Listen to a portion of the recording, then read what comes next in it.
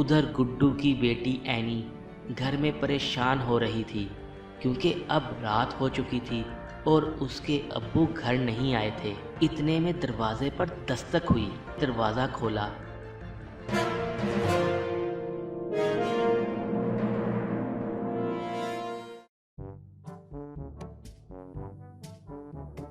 खानपुर गांव में गुड्डू नामी लक्कड़हारा रहता था।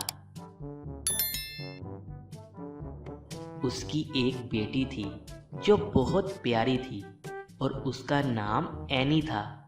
गुड्डू एनी से बहुत प्यार करता और एनी भी अपने अब्बू से बहुत प्यार करती और उनका बहुत ख्याल रखती थी। गुड्डू जंगल से लकड़ियाँ काटता और उनको शहर जाके बेच आता था।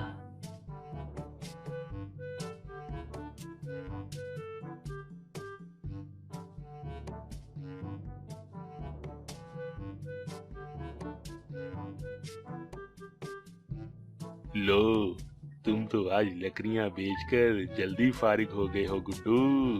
जी तला भाई, अल्लाह का शुक्र है। आज सब लकड़ियां बिक गई हैं। अब मैं घर के लिए निकलता हूँ। इतनी भी क्या जल्दी है, कुछ देर बैठो, गप्पे मारते हैं। नहीं तलहा भाई, एनी के लिए गुड़िया लेके जानी है। उसने कई दिनों से फरमाइश की हुई थी, लेकिन रोज लकड़ियां नहीं बिकती थी।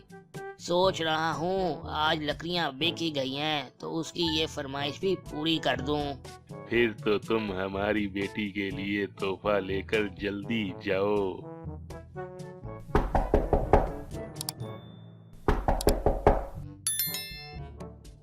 अब्बू आ गए, अब्बू आ गए।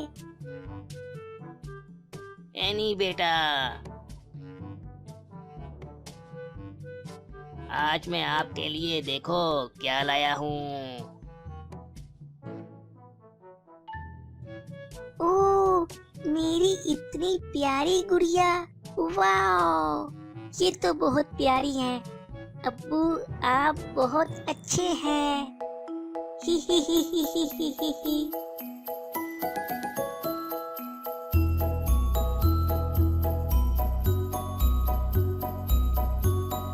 एक दिन गुड्डू जंगल में लकड़ियाँ काट रहा था कि उसकी नज़र एक चमकती चीज़ पर गई।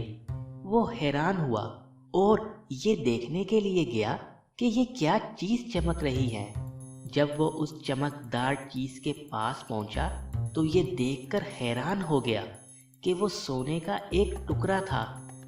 गुड्डू ने जब उस टुकड़े को उठाना चाहा तो वो उस टुकड़े को नहीं उठा पाया क्योंकि वो सोने का टुकड़ा कुछ ज़मीन के अंदर दबा हुआ था। गुड्डू ने वो टुकड़ा ज़मीन से बाहर निकालने के लिए ज़मीन को खोदना शुरू किया, लेकिन वो ये देखकर हैरान रह गया कि जैसे जैसे वो ज़मीन खोदता जाता सोने का टुकड़ा नीचे और ज़्यादा फैलता जाता। लक्कड़हारे के दिल में लालच आ गई और वो ज़मीन को और खोदने लग गया, यहाँ तक कि शाम हो गई और वो सोने का टुकड़ा अब सोने की चट्टान में तब्दील हो गया, लेकिन ज़मीन से बाहर नहीं आया। उधर गुड्डू की बेटी एनी घर में परेशान हो रही थी क्योंकि अब रात हो चुकी थी और उसके अब्बू घर नहीं आए थे। इतने में दरवाजे पर दस्तक हुई। एनी के चेहरे पर मुस्कुराहट आई और उसने दरवाज़ा खोला।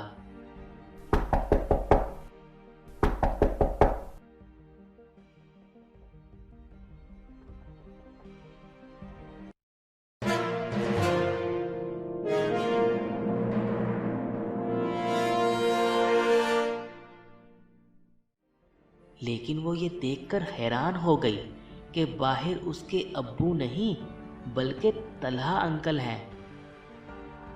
एनी बेटा, तुम्हारे अब्बू का क्या हाल है और वो किधर हैं? तलहा अंकल, वो तो अभी तक घर नहीं आए। मैं इसी वजह से परेशान हूँ। अच्छा, आज वो लकड़ियां लेकर शहर भी नहीं आए, तो मैं समझा कि शायद उसकी तबीयत खराब हो, इसलिए घर उसकी खैरियत मालूम करने आ गया। तुम परेशान मत हो, मैं उसे बाकी दोस्तों के घर जाके ढूंढता हूँ। एनी की परेशानी में और इजाफा हो गया और वो सोचने लगी, अब्बू सुबह जंगल जाके लकड़ियां काटते हैं और फिर शहर जाके बेचते हैं, लेकिन वो आज शहर नहीं पहुंचे। इसका मतलब है वो जंगल में ही होंगे। अल्लाह खैर करे, वो किसी मुसीबत में ना फंस गए हों। मुझे जंगल जाके देखना चाहिए कि वो कहाँ है। एनी जंगल के लिए रवाना हो गई। उसे पता था कि उसके अब्बू जंगल के किस हिस्से में लकड़ियां काटते हैं। जब वो वहां पहुंची तो वहां कोई भी नहीं था। वो बहुत मायूस हुई और परेशान भी कि उसके अब्बू कहाँ चले गए। इतने में उसे पास ही कुछ आवाज़ें आई।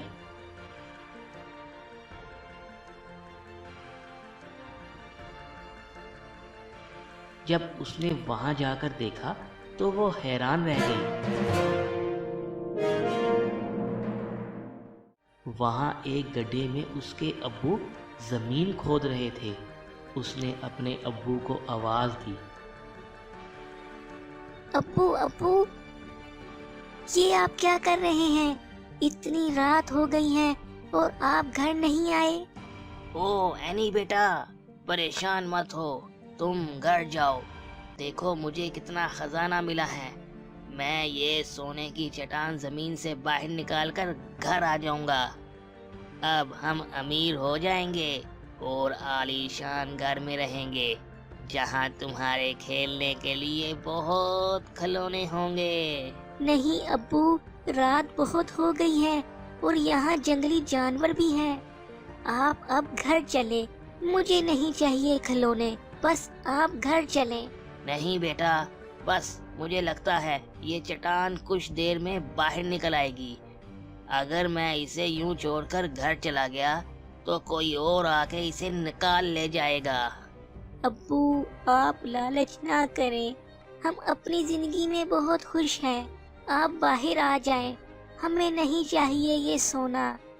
आपने सुबह से कुछ नहीं खाया, आप बाहर आ जाएं। नहीं बेटा, तुम घर चली जाओ, मैं ये निकाल कर ही आऊंगा।